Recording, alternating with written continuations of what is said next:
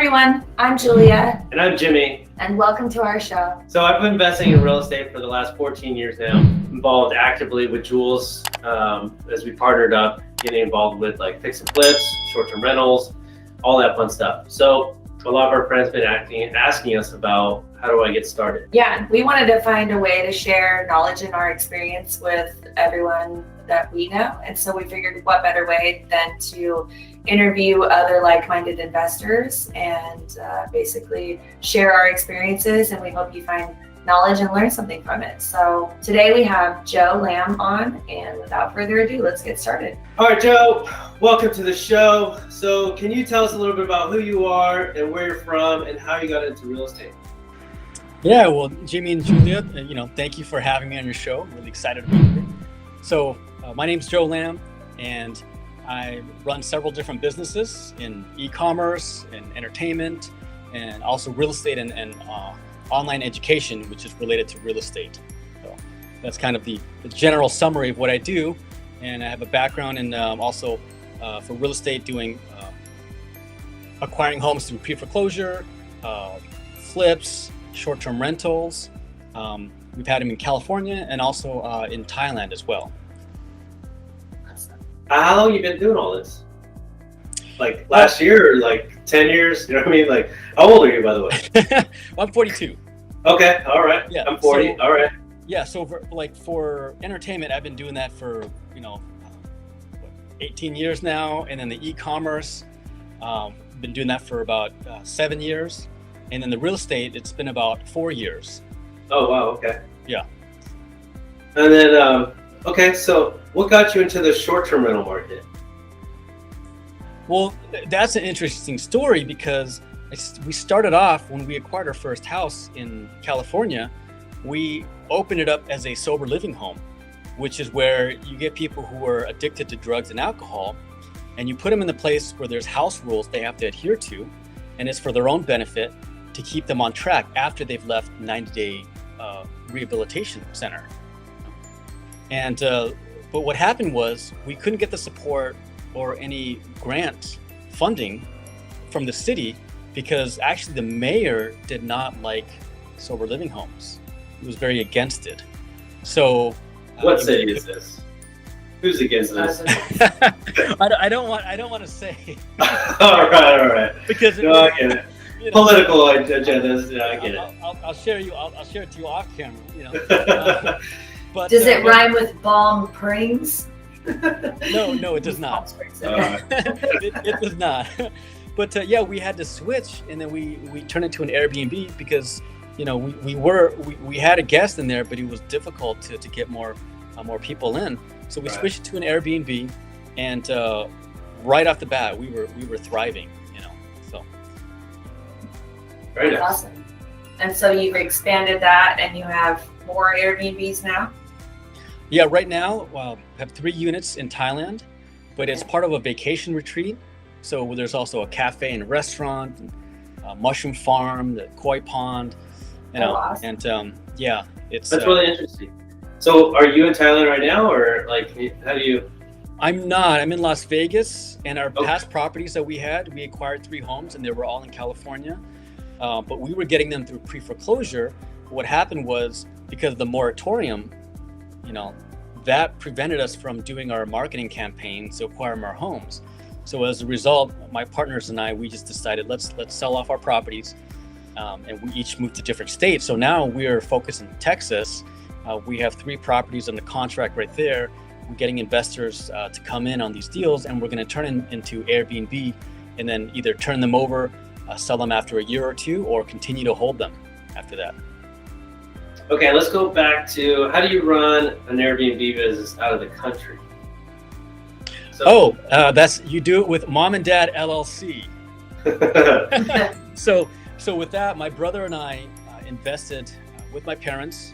We took the profits from our e-commerce business, bought the land, and actually had to clear it. So there was bulldozers, pulling out weeds and trees, flattened all of it, and then started to put cabins there and the restaurant. So over time, we just kept putting money into it to develop it.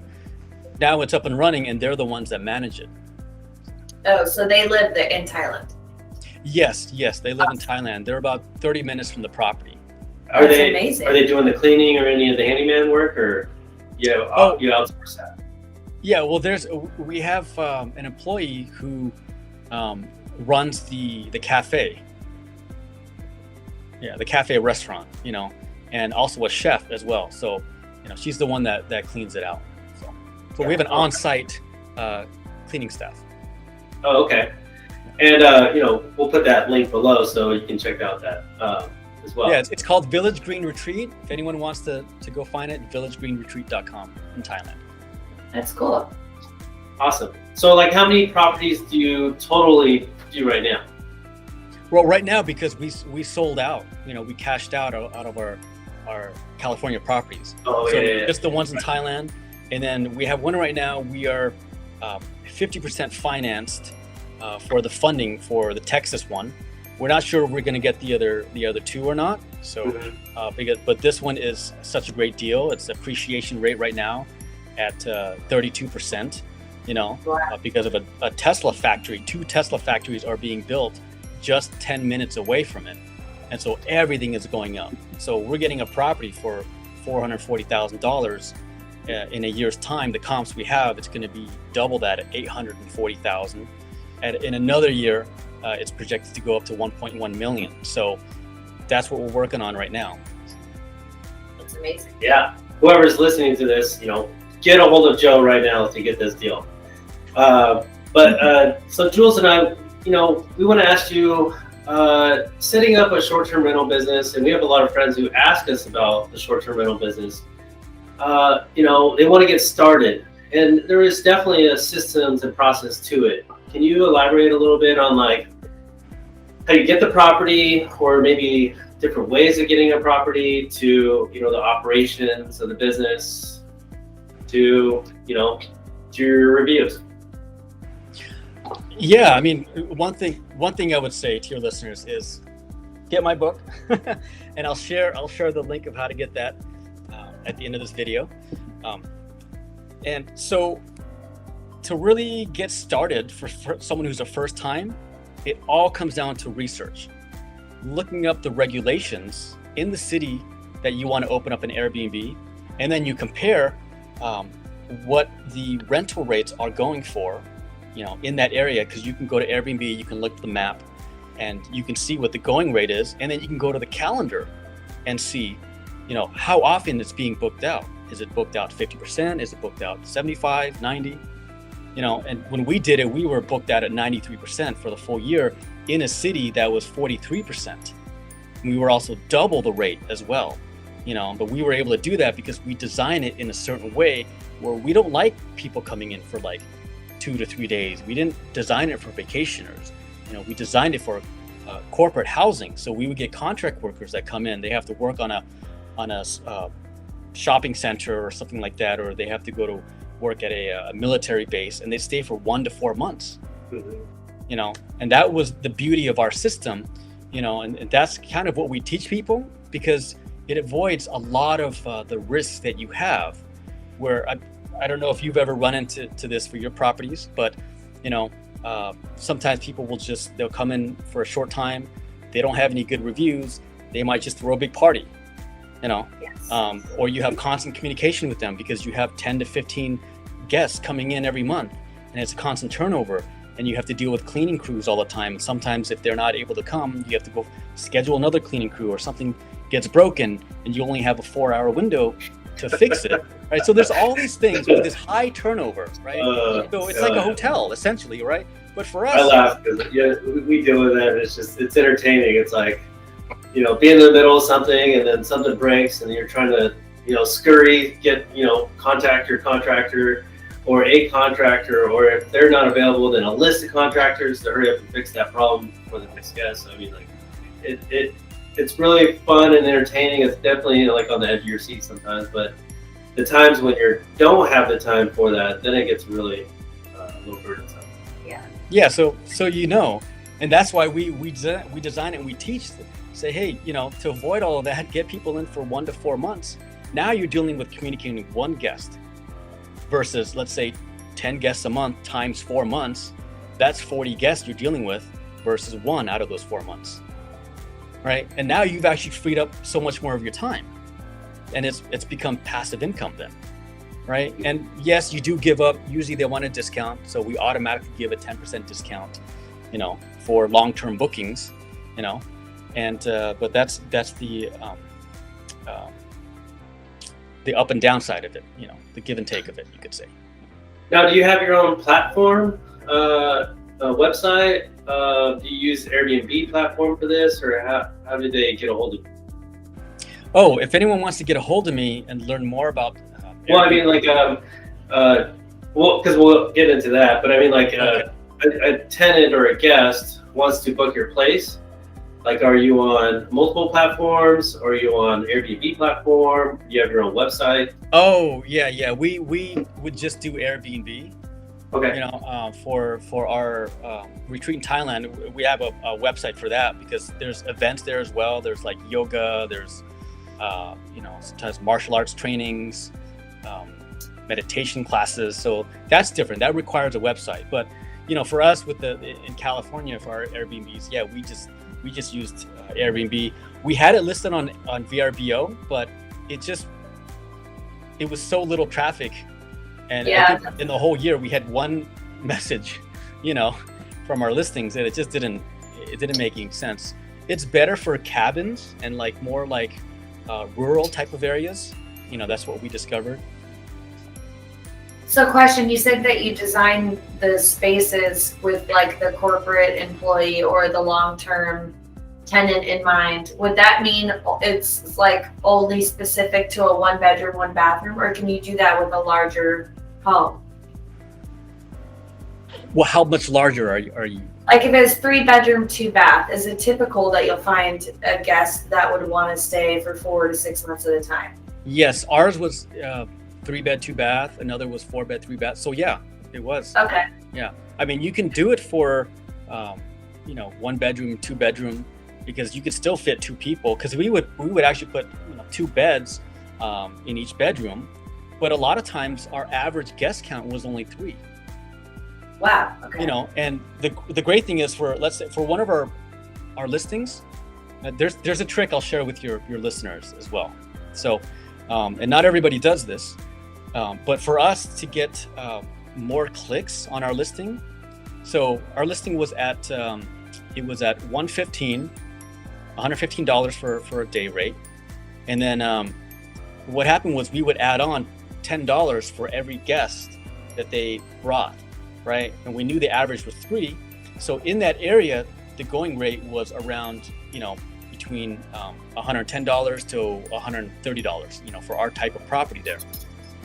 So, but when they would actually go towards checkout, it would add an extra $20, so that would come out to $135. Even though at the listing, at the front of the listing, it showed $115.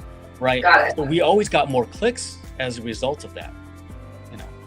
Right, because they're seeing a lower rate and they're like, wait, this place looks really nice. And then they don't find out till it's time to check out. Oh, I have to pay X. Well, whatever, it's only $10 a person. They've already gone through the transaction in their mind and decided on the place. So the extra $30 is not a big deal if they have to. Right.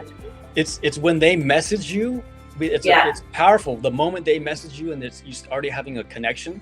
Yes. And a relationship, with the host and guest, mm-hmm. It's hard for them to just, because if they like the communication, they figure everything else is going to go well. Yeah. Totally. Thanks, Joe. That's a big secret right there. No money left on the table. Good. Yeah. So what's the latest project that you're currently working on? So you raised your book, you raised your book, and you wanted. Did you explain this a little bit about like what your book's all about? Yeah, the book is, again, it's really tailored to people who want to have these what are called midterm guests. So, and I'll explain to your listeners the difference between short, mid, and long-term guests, because there is an actual definition for each of those in short-term rentals. So, short-term rentals are stays that are up to 30 days. And then midterm is 1 to 12 months, and then long term is 1 year and beyond, and those are the ones where usually people will sign a lease to stay and be a tenant. So we focus on trying to get people to design their homes for midterm, because it really frees them up. So you're generating passive income in this sense, and you de-risk that the whole sense of people coming in partying, because what happens is when there are employers looking for homes, they are looking to put their staff in there, and so that means their staff has to be on their best behavior as a result of that. And so that's the beauty of it, because if they don't do a good job, like we message their boss, and the boss is going to hear about it, so we've had great experiences. We've also had times where we would shorten, so there was a cancellation from 3 months to from 3 months to like 2.5 weeks. We had a window there, right? And we allowed somebody to come in for 2 days on the weekend. Big mistake, because there was a huge party. There was literally, the neighbor said there was 30 or 40 cars. People were coming in with cigarettes. Oh man! Security footage. We have cameras in the front and the back. We called the police. And another thing for your listeners is that when you call the police and there's people partying at your Airbnb, it is considered a civil matter, not a criminal matter. The police will not get involved unless the neighbors directly in that neighborhood will call for a noise disturbance. And all they can come and do is just ask the people in there to turn down the music. It's a civil matter, so it's only between the guest and the host. And so we've had times where my partners would have to go there and, ask them to leave because they violated the policy, our policy and Airbnb's no partying policy and the no smoking policy. But what we found was the guest who booked, she booked. When I say booked, I mean she took off, and all of her guests stayed. And and they were upset, and it literally took 2 hours for them to finally leave. And so those are the pitfalls. And when we face things like that, we're like, yeah, we're going to stick with corporate rentals. Go with the 1 to 4 month long bookings, so we can avoid these things. Now, of course, if you're doing luxury, you're doing much more high end, there's less risk for that, but we were in the middle range, and especially in the area, the neighborhood that we had, that's different. And also, if your listeners know about HOA, that's a big thing to avoid, because we had one in an HOA. Eventually, we had to change it because the HOA didn't like it, so we had to go back to do traditional tenants for that one. So. Got it. Yeah, we have 2 corporate rentals in Texas, Fort Worth, Texas. Mm-hmm. And during the pandemic, we just wanted to get someone in there. And then, the rental rate prices just went skyrocketed. And then next thing you know, I'm like, okay, I guess I'll raise my prices. And then like people aren't even batting an eye. They're like, yeah, we'll take it. Yeah. And we're like, wow, this is awesome. Yeah. Sorry, two of those dog bone over here gnawing next to the camera or the microphone there. Yeah. I know you guys do very well with your properties, so it's it was much higher than our usual day rate, so I remember what you shared with me. Yeah, no, absolutely. Like we have an arbitrage property, and then we have those 2 corporate leases, and then now we're in escrow right now, getting another condo in La Kingta, and so we're gonna convert that into a 1-bedroom and a 2-bedroom, so we'll have 2 listings there. And then we're in the process right now trying to negotiate to get the property out of Joshua Tree.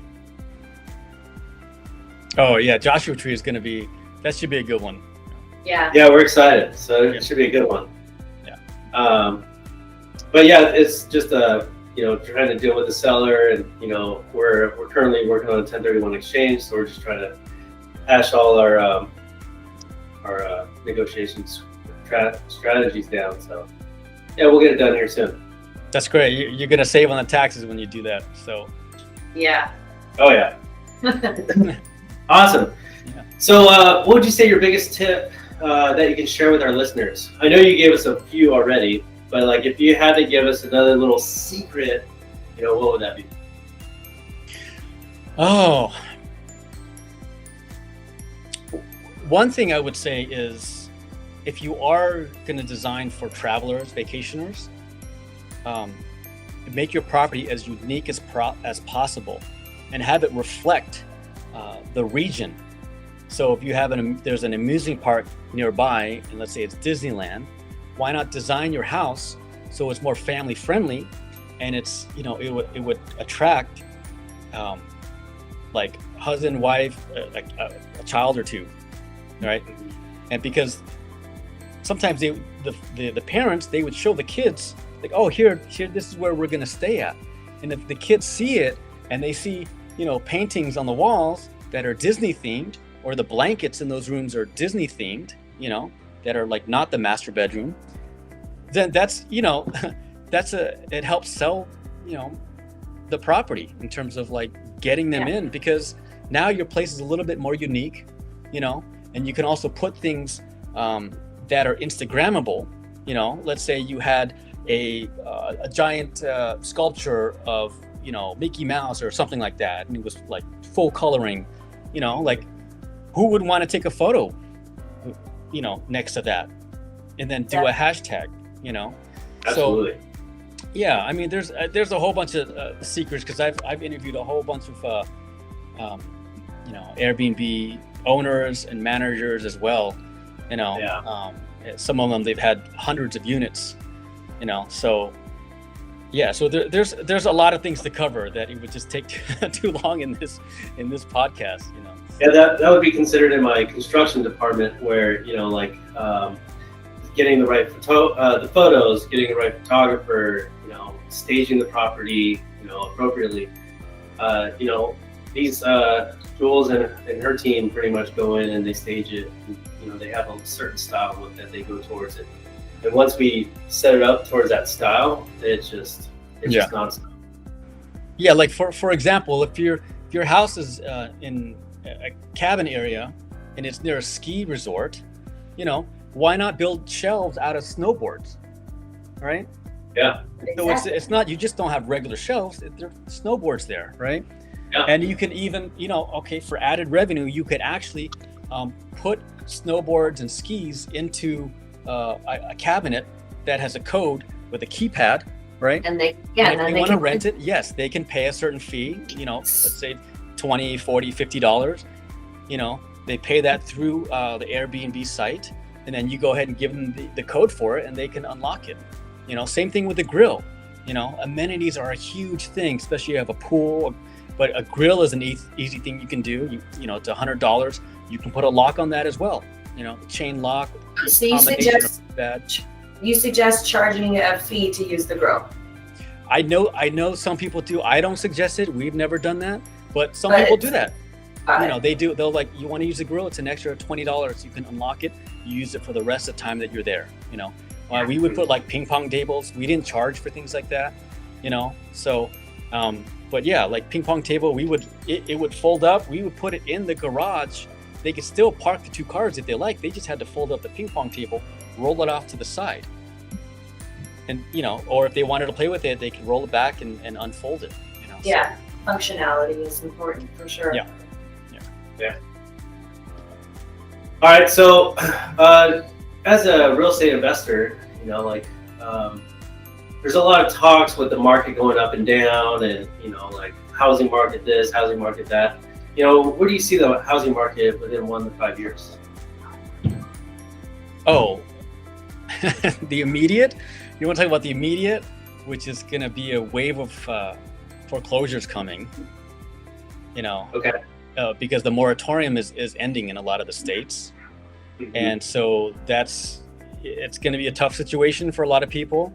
But it is going to be great for investors, you know, because honestly for us, when we got into pre-foreclosures before the moratorium hit, I'll give you an example. We got into a property that was $280,000 for $18,000. Wow. We got into another one that was $680,000 for $25,000. But as a result of it, like the homeowners, a lot of times they are willing to just walk away because they're going to lose their home anyways, and they've exhausted their resources. And the benefit of working with us is that they don't go through they don't go through the actual foreclosure, so they don't take a hit to their credit. Their ability to purchase another home is still going to be there, right? Because they're not going to have that foreclosure on the record. Once we sell the property, any of the liens, the debt that they've had. So one of them had $50,000, that got cleared away, right? So we essentially helped clear $68,000 worth of debt in that particular home, you know, and that home appreciated from $280,000 to $360,000 by the time we sold it, and we also profited from the Airbnb. That was about $24,000, including a $4,000 HVAC that we had to repair during that period as well, you know. So they were grateful, and we had our investors. We paid a return for them. So all three parties, it was a win-win-win for everybody. That's very nice. Yeah, that's a big win. Good job on that one. Yeah, for our viewers, you know, like that's basically what, you know, I've been trying to tell my friends, you know, like the market's high, you know, like, but there's deals out there. You just have to work a little bit and, you know, talk to people. Yeah, because we go through hundreds and hundreds of properties that we review and analyze, you know, to get the best deals. And yeah, so I think we've gone close to 1,000 already just for Texas in that market. And we've passed on 3 of them that we had under contract, you know, and I was there for 3 weeks actually walking through the properties, you know. But sometimes if there's a foundation, there's a foundation, and then there's a good deal and we're offering to our investors, but oh, you know what, there's an even better deal that comes on. So I was like, you know what, let's not deal with this one, let's focus on this one instead. This is a much better one, you know, because sometimes you're gonna have a similar rehab budget of $70,000 or $80,000. You know, why not do the one where you're gonna have a greater net profit in the sale, you know, and also Airbnb revenue for the whole. So yeah, oh, I like it. Yeah. All right, so now we're gonna get to the next round of Would You Rather. So this one kind of comes from our kids. They always like to play Would You Rather games, so we thought it'd be fun to bring it into the real estate sector. So I'll start it off. So would you rather eat a hot dog or a hamburger? Hamburger. Fly to the moon or stay on land? Fly to the moon. Okay. A sport car or a muscle car? Can I say motorcycle? Yeah, that works. Okay. Beach or mountains? Beach. Stocks or real estate? Real estate. Single family or multifamily? Oh boy. The end goal is multifamily. So Nice. multifamily. Residential or commercial? Residential. Active income or passive income? Passive. Book or audiobook? Audiobook. And webinar or seminar? Oh, seminar. I gotta be live. I gotta be there live.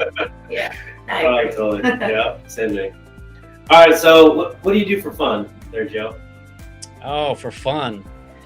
Well, I'm a writer-director of films, so that's a lot of fun for me. My last project won a bunch of awards, 55 awards, and my true passion is making movies. So, yeah, I'm raising financing for a horror movie that I have $250,000 cash committed for that, and we're filming next year in New Jersey.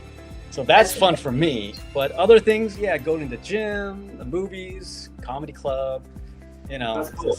sushi. I love sushi. So, yeah. Well, I do hair and makeup if you ever need a makeup artist. Oh, okay. see, Okay. I do. Yeah, I do. Great. Keep that in mind. Okay.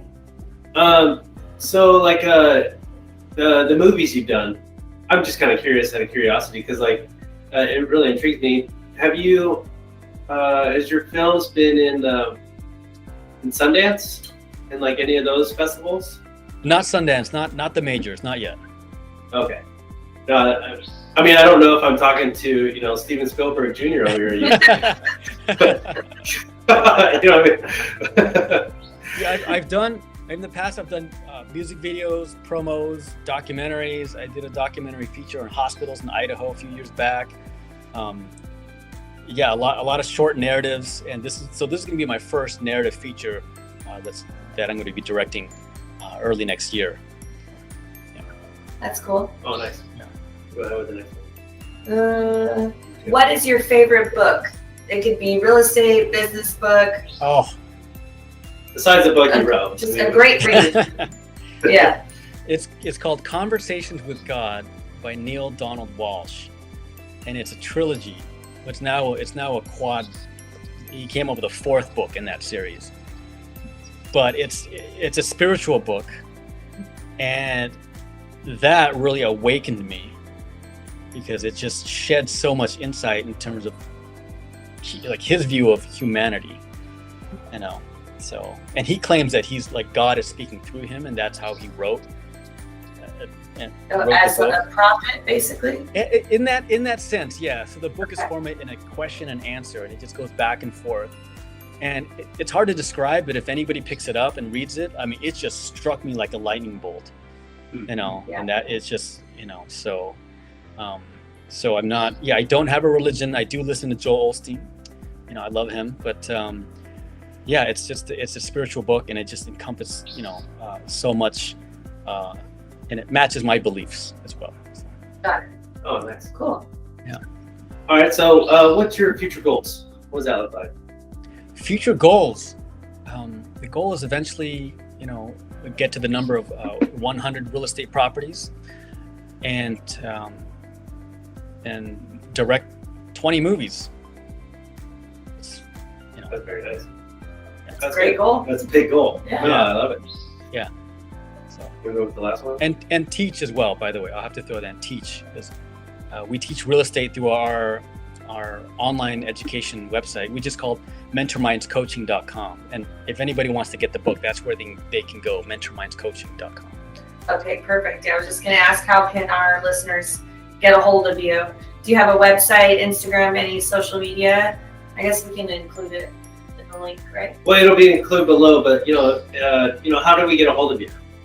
Yeah, for anyone who's interested in working with us in real estate, coming in as an investor, or if you have deals you want to joint venture on, shininglighthousing.com. We keep our deals hidden, but if you message us, we send you a link to the current offerings that we have, full-blown 25-page investment proposals. Again, that's shininglighthousing.com. My email is joe@shininglighthousing.com. And for entertainment, it's joe@shininglightpictures.com. And then for the online education or to get the book, it's mentormindscoaching.com. Oh, yeah, perfect. All those links will be down below. And so you guys can get that information and get access and get a hold of Joe. If you guys have any questions regarding to Airbnb Secrets, I read the book. It's legit. It goes over all the information from beginning to end, and everything that we're doing. You basically put in the book and more.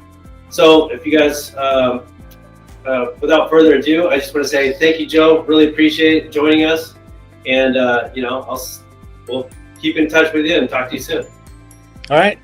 Yeah. Thank you. All right. Thanks, Joe. Appreciate it. Okay. Bye, buddy. Take care. Wow, that was amazing. Joe had tremendous value. I'm sure you guys got tons of secrets.